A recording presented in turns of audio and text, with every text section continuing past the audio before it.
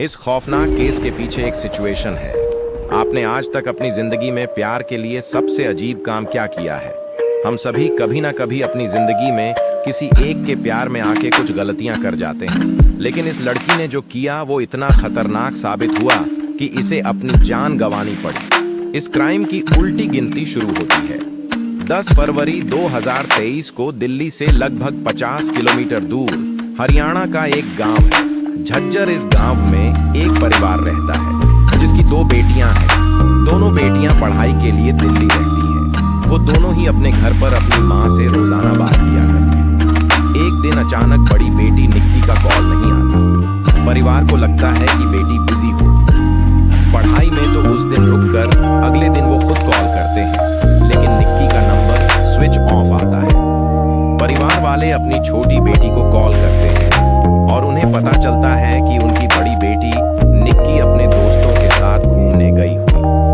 दोनों ही बेटियां पढ़ाई में अच्छी थीं और परिवार से ज्यादातर अपनी सारी बातें किया करती थी। तो माँ बाप के लिए ये बात थोड़ी अटपटी थी कि बेटी बिना पूछे घूमने गई हुई है। माँ बाप अपनी बड़ी बेटी का नंबर तब भी ट्राई करते हैं। वो अपनी छोटी बेटी से कहते हैं कि बड़ी बेटी का नंबर नहीं लग रहा, उसके दोस्तों का नंबर दो। छोटी बेटी अपनी बहन की दोस्तों को कॉल करती है तो उसे पता चलता है कि वो अपनी फीमेल फ्रेंड्स के साथ नहीं बल्कि एक मेल फ्रेंड के साथ गई है जिसका नाम है साहिल गहलोत। अब छोटी बेटी अपनी बड़ी दीदी से बात करने के लिए साहिल को कॉल करती है। साहिल फोन उठाता है और उसे बताता है कि उसकी शादी है, वो अपने फंक्शंस में बिजी है, इसीलिए निक्की के साथ घूमने नहीं जा पाया और निक्की का घूमने का प्लान कैंसिल करने का मन नहीं था तो वो अकेले ही चली गई। ये सुनने के बाद छोटी बेटी अपने माँ बाप को सारी बात बताती है। निक्की के पिता अपनी छोटी बेटी से साहिल का नंबर मांगते हैं और उससे खुद बात करते हैं। साहिल उन्हें बताता है कि अंकल मेरी शादी है, मैं उसमें बिजी हूँ। हम लोगों का घूमने का प्लान जरूर था लेकिन मैं अपने फंक्शंस में बिजी हूँ, इसीलिए निक्की अकेले निकल गई और उसका फोन भी मेरे पास रह गया है। पिता को यह कहानी समझ नहीं आती। एक तो लड़की बिना पूछे घूमने गई, दूसरा वो अपना फोन भी एक लड़के के पास छोड़ गई। इसी बीच निक्की के दोस्त साहिल की शादी हो जाती है और वो अपनी नई जिंदगी में और रस्मों में बिजी हो जाता है। लेकिन अब 3-4 दिन हो गए थे और निक्की घूमकर घर नहीं लौटी थी, तो निक्की के पिता अपने दिल्ली पुलिस में एक जानकर से मदद मांगते हैं और उन्हें बताते हैं कि उनकी बेटी 3 दिन से गायब है और निक्की का फोन ट्रेस करवाते हैं। निक्की के फोन की लोकेशन आती है मित्रों गांव के एक ढाबे की। पिता के लिए यह जानकारी बहुत ही अजीब थी क्योंकि अब तक सभी दोस्तों से ये पता चल रहा था कि निक्की मसूरी गई हुई है। अब पुलिस पहुंचती है उस ढाबे पर जिसका नाम था खाओ पियो ढाबा, और ढाबा बंद था। बंद ढाबे में एक गुमशुदा लड़की की मोबाइल की लोकेशन काफी अटपटा है। अब जरूरी हो गया था कि ढाबे के अंदर जाया जाए।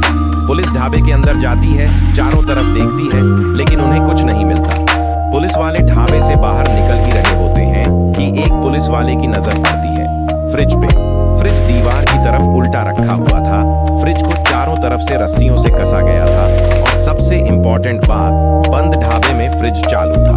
पुलिस वाले फ्रिज को खोलते हैं और खोलते ही उन्हें मिलती है निक्की की लाश। अब पुलिस ढाबे से तुरंत साहिल के घर जाती है क्योंकि उस बंद ढाबे का मालिक साहिल था। साहिल अपने घर नहीं था लेकिन पुलिस साहिल का पता लगा ही लेती है। ये दिन 14 फरवरी 2023 यानी कि वैलेंटाइन द पुलिस साहिल को अरेस्ट करती है और उसे थाने ले जाती है। थाने ले जाकर जब पुलिस साहिल की खातिरदारी करती है तो साहिल किसी तोते की तरह सारी कहानी उगलना शुरू करता है। साहिल ने पुलिस के सामने माना कि निक्की को उसी ने मारा है। जब पुलिस ने खून करने की वजह पूछी तो साहिल ने बताया कि निक्की और साहिल दोनों 2.5 साल पहले शादी कर चुके थे, लेकिन ये शादी चुपचाप से हुई थी। साहिल निक्की को जान से मरने की बात मानता है और फिर खुलता है। पास्ट के कुछ सीक्रेट्स। 2018 में निक्की और साहिल दोनों ही अपने अलग अलग एग्जाम्स की तैयारी करने दिल्ली आए थे, जहां दोनों की मुलाकात बस में एक ही रोड से कोचिंग जाने में हुई। बार बार मिलने से दोनों में जान पहचान हुई। उसके बाद दोस्ती हुई और फिर बात प्यार में बदल गई। यहाँ तक कि स्टोरी तो आज के जमाने में समझ में आती है, लेकिन इसके बाद दोनों ने कुछ ऐसा किया जो शायद नहीं करना चाहिए था।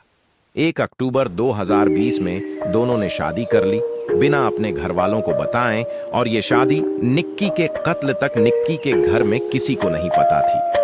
हमारी सोसाइटी में शादी एक सोशल फंक्शन किसी वजह से है और इसके हमें काफी फायदे होते हैं, लेकिन इसे सीक्रेट रखने का जो नुकसान होता है उसका एग्जाम्पल है ये अनफॉर्चुनेट केस। निक्की और साहिल दोनों ने शादी करने के बाद भी अपने घर वालों को यह बात टाइम पर नहीं बताई थी। इसके बाद निक्की ने अपनी पढ़ाई कंटिन्यू रखी और साहिल अपने घर वापस लौट गया। अब साहिल के घर वालों ने साहिल की शादी के लिए रिश्ते ढूंढने शुरू करे। किसी तरह से हिम्मत करके साहिल ने अपने घर वालों को बताया कि वो निक्की से शादी कर चुका है। जब साहिल के घर वालों को निक्की की कास्ट पता चली तो उन्होंने निक्की को एक्सेप्ट करने से माना कर दिया। अब एक तरफ साहिल निक्की को कुछ भी नहीं बता रहा था और दूसरी तरफ साहिल के घर वाले साहिल का रिश्ता तय कर चुके थे, क्योंकि साहिल के घर वालों को यह बात पता थी कि निक्की और साहिल दोनों की शादी हो चुकी है। अब दूसरी शादी जो भी होगी वो हिंदू मैरिज एक्ट 1954 के तहत इलीगल होगी। तो साहिल के घर वाले जानबूझ के रिश्ता एक ऐसी जगह फिक्स करते हैं जहां खानदान लंबा चौड़ा नहीं होता। उनके घर में सगे संबंधियों के नाम पे सिर्फ एक माँ और बेटी थी। साहिल किसी स्पाइलेस इंसान की तरह शादी के लिए मान जाता है। 9 फरवरी का दिन आता है और साहिल उस दिन सगाई कर लेता है। इधर निक्की को कुछ भी नहीं पता था। अचानक सगाई वाले दिन ही साहिल की एक कजन व्हाट्सएप पर स्टेटस डालती है साहिल की सगाई का। निक्की की फ्रेंड साहिल की कजन की फ्रेंड थी। जब वो ये व्हाट्सएप स्टेटस देखती है तो फोटोग्राफ्स निक्की को फॉरवर्ड करती है। निक्की फोटोग्राफ्स देखते ही आग बबूला हो जाती है। उसको साथ में ये भी पता चलता है आज तो सगाई थी लेकिन शादी कर ली है। निक्की देखते ही साहिल को कॉल पर कॉल करना शुरू कर देती है। सगाई का दिन घर में भीड़। साहिल किसी तरह निक्की को थोड़ी देर रुकने के लिए बोलता है और प्रॉमिस करता है कि वो सब कुछ फिक्स कर देगा। वेल जिसने अब तक सब बातें छुपा रखी थी वो क्या फिक्स करता। खैर वो रात को निक्की के दिल्ली वाले फ्लैट आता है जहां निक्की और उसकी बहन दोनों पढ़ाई के सिलसिले में रहती थीं। साहिल और निक्की दोनों 1:30 से 5:30 तक फ्लैट में ही रहते हैं। उसके बाद 5:30 निक्की अपने दोनों बैग्स लेकर साहिल के साथ निकलती है। निक्की का प्लान था साहिल को लेके कहीं भाग जाने का। उस वक्त भी निक्की को लग रहा था कि साहिल उसका साथ देना चाहता है, बस अपने घर वालों से डरा हुआ है। इसीलिए निक्की उसे कहीं दूर भाग जाने की सलाह देती है। सुबह के 5:30 पर निक्की अपने दोनों बैग्स पैक करती है और साहिल के साथ गोवा भाग जाने का प्लान बनाती है। ना जाने किस वजह से गोवा प्लान कैंसिल होकर हिमाचल का प्लान बनता है, जिसके बाद दोनों हिमाचल के लिए बस लेने के लिए बस स्टैंड साहिल की गाड़ी से ही जाते हैं। सबसे पहले दोनों निजामुद्दीन बस स्टैंड जाते हैं, फिर आनंद विहार जाते हैं। वहां से उन्हें पता चलता है कि इस टाइम सिर्फ कश्मीरी गेट से ही उन्हें बस मिल सकती है, तो दोनों कश्मीर गेट चले जाते हैं। बस स्टैंड के इतने चक्कर काटने के बाद सुबह होने लगती है और साहिल के घर से कॉल लगातार आने लगता है। इस बीच साहिल की कहानी माने तो वो पैनिक कर जाता है। वो टेंशन में आ जाता है और निक्की से माना करता है कि मैं नहीं भाग सकता। लेकिन जब आप आगे की कहानी सुनेंगे तो आप नहीं मानेंगे कि साहिल कहीं से भी पैनिक कर रहा था। अब साहिल निक्की को समझता है कि मुझे घर वापस जाना होगा, घर से कॉल्स आ रही हैं। अब तक निक्की घर वालों की तरफ से साहिल को डरा हुआ समझकर निक्की साहिल को सपोर्ट भी कर रही थी और इस सिचुएशन से निकलने के आइडियाज दे रही थी। लेकिन अब जब साहिल घर वापस लौटने की बात करता है तो निक्की अब उसे धमकाती है और वो उन दोनों के मैरिज सर्टिफिकेट को ऑनलाइन वायरल करने की, पुलिस में कंप्लेंट करने की और शादी में अगर हंगामा करने की धमकी देती है। ये सारी बहस और लड़ाई करते करते साहिल गाड़ी निगमबोध घाट नाम के श्मशान घाट की ओर मोड़ लेता है। अब दोनों निगमबोध घाट की पार्किंग में लड़ाई कर रहे थे। टाइम बीतता जा रहा था और साहिल को अपने घर जाने की जल्दी थी।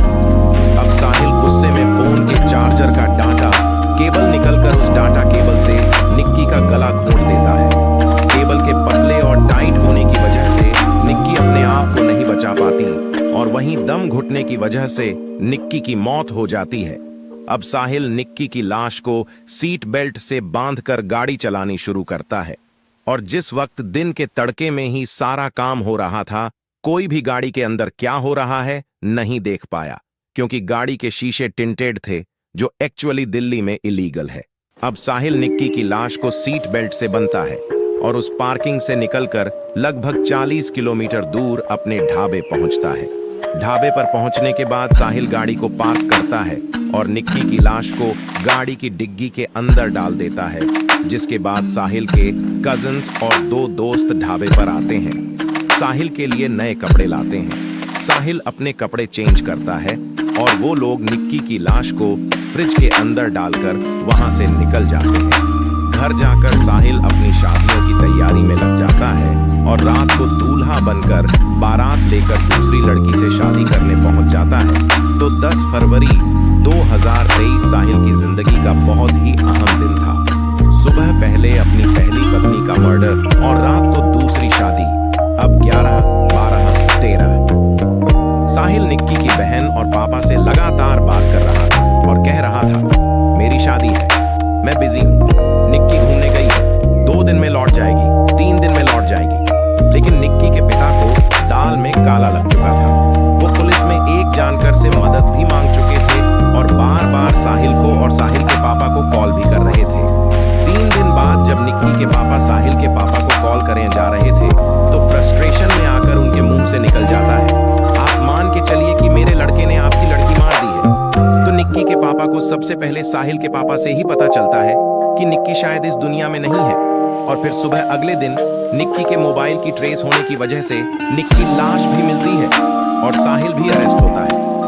अरेस्ट होने के बाद और भी ज्यादा पत्ते खुलते हैं, जैसे कि 9 फरवरी को जब निक्की को साहिल की सगाई वाले दिन पता चला कि वो कहीं और शादी करने के चक्कर में है। उसे दिन साहिल अपनी फैमिली से सारी बातें डिस्कस करता है और फैमिली निक्की से छुटकारा पाने के लिए उसका खून करने की सलाह देती है। इसका मतलब था कि जब साहिल निक्की के घर आया था तो वो इस प्लानिंग से ही आया था कि वो निक्की को मार देगा। लेकिन शायद निक्की की बातें साहिल को थोड़ी देर के लिए इमोशनल कर गई थी, इसीलिए मारने में थोड़ी देर हो गई। पहले साहिल का प्लान था कि वो चलती गाड़ी से किसी व्हीकल के सामने निक्की को धक्का दे देगा और एक एक्सीडेंटल डेथ का सीन बनाएगा। लेकिन शायद जब वो लोग गाड़ी से बाहर निकले तो ना इतना ट्रैफिक था और निक्की भी शायद उसे अटेंटिव लगी होगी कि वो उसे धक्का नहीं दे पाया, जिसके बाद बात करते करते धीरे धीरे वो गाड़ी निगम बोध घाट के और ले जाता है। सोचने वाली बात यह है कि जिसका प्लान शहर से ही भागने का हो, जो 3 बस स्टैंड के चक्कर लगा चुका हो और शहर की शमशान घाट के पार्किंग में क्यों जाएगा। और इससे भी ज्यादा सोचने वाली बात यह है कि जिस वक्त गाड़ी शमशान घाट की पार्किंग की तरफ जा रही थी, उस वक्त निक्की ने ऑब्जेक्ट क्यों नहीं, और अगर उसने किया तो क्या कहकर साहिल ने उसका दिमाग शांत किया कि हम गाड़ी में शमशान घाट की पार्किंग में बैठकर अपनी लड़ाई सुलझाएंगे। आगे साहिल का प्लान था कि वो अपने हनीमून पर जाएगा, निक्की की लाश को एक बाग में भरकर और कहीं हेल्थ स्टेशन पर जाकर उसकी लाश खाई में फेंक देगा। लेकिन इससे पहले कि वो ये सब करता, पुलिस को लाश ढाबे पर ही मिल जाती है। वैसे इस कहानी के बहुत से पत्ते खुलने अभी भी बाकी हैं। इतने दुख के और घूमे हुए क्राइम के केसेस हमें यही सिखा कर जाते हैं कि कुछ चीज सोसाइटी में किसी वजह से है, जैसे शादी का सोशल होना, घर वालों के टच में रहना। अगर निक्की भी श्रद्धा की तरह अपने घर वालों के टच में नहीं होती तो आज साहिल हनीमून पर होता। और निक्की की लाश खाई में अपना और अपनों को बहुत बहुत ख्याल रखें, सतर्क रहे और रोजाना रात के 7 बजे क्राइम की कहानी सुनने के लिए सब्सक्राइब करें हमारे इस चैनल को। और वीडियो पसंद आई हो तो वीडियो भी लाइक